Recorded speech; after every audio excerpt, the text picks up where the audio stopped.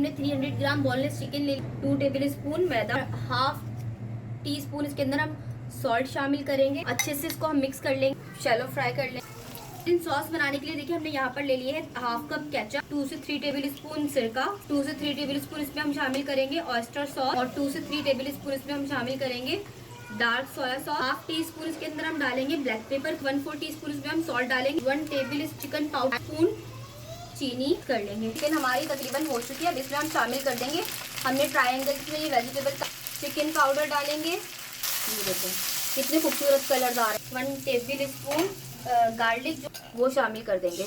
ये आधा कप पानी, 5 मिनट हम इसको कुक करेंगे। रोस्टेड पीनट हमने तो चिकन और बिल्कुल रेडी है। देखिए कितना ज़बरदस्त लग रहा है, कितना कलरफुल लग रहा है। इसको हम डिश आउट कर लेते हैं, सर्व कर सकते हैं। अब हम इसकी साइडों में हमारी कुंग पाव चिकन को